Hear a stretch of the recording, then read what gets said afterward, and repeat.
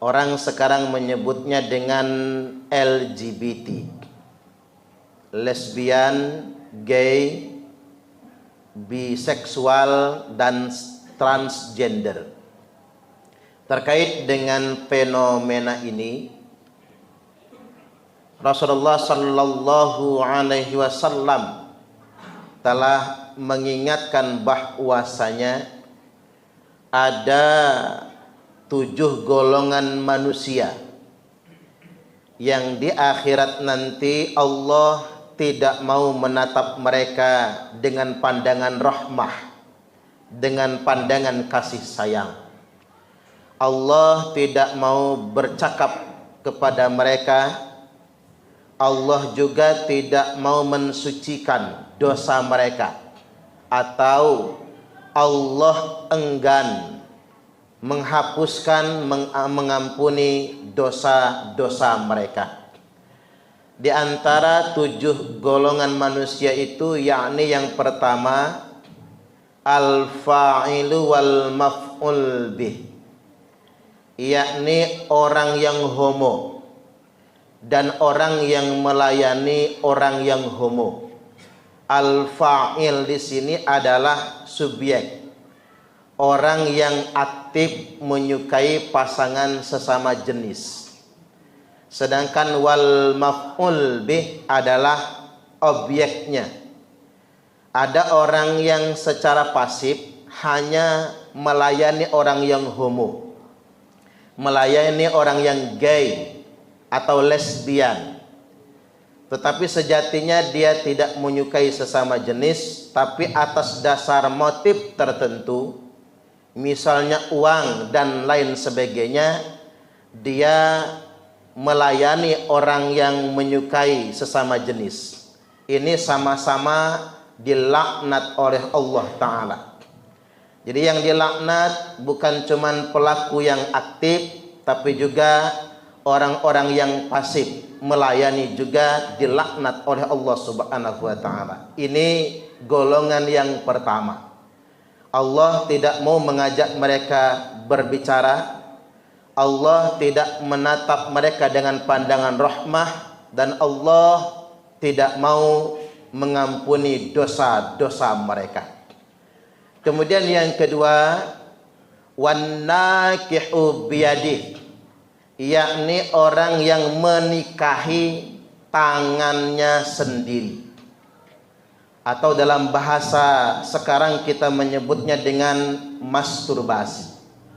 Artinya orang-orang yang memilih tidak menikah dengan alasan takut dengan tanggung jawabnya, maka dia hanya menikahi tangannya sendiri sebagai pelampiasan hawa nafsunya. Jika sikap ini terus dia lakukan dan menghindari pernikahan yang halal, maka dia termasuk golongan yang tercela yang dimaksudkan di sini. Kemudian yang ketiga, wanakihul bahimah, orang yang menikahi binatang, seperti yang terjadi di negara-negara liberal, di mana orang tidak menikah tapi memilih menikah dengan binatang kesayangannya. Ini pun merupakan perbuatan yang sangat terlaknat. Selanjutnya yang keempat, wanakihul mar'ah fi duburiha, orang yang menggauli istrinya dari duburnya. Ini pun merupakan perbuatan yang sangat tercela dan terlaknat sekali. Kemudian yang berikutnya, wajami'ul mar'ah wa bintiha, orang yang mengumpulkan istri beserta anak tirinya.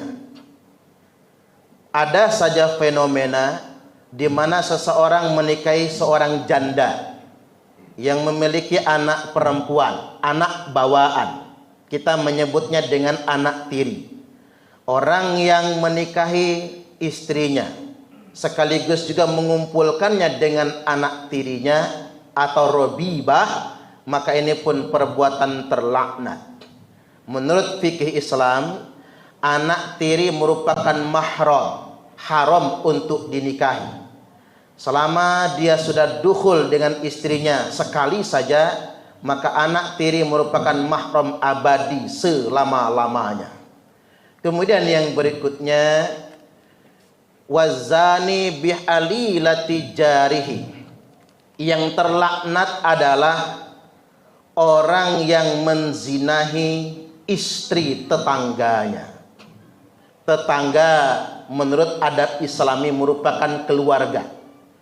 Walaupun tidak ada pertalian darah, tetangga itu dianggap keluarga. Artinya tetangga yang baik adalah yang menjaga aib tetangganya.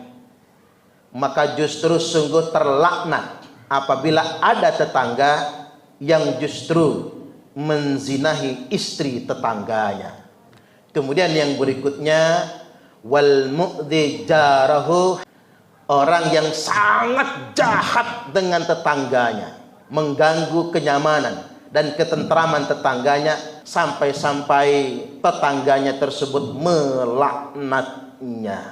Inilah 7 golongan manusia yang dilaknat oleh Allah Subhanahu wa taala.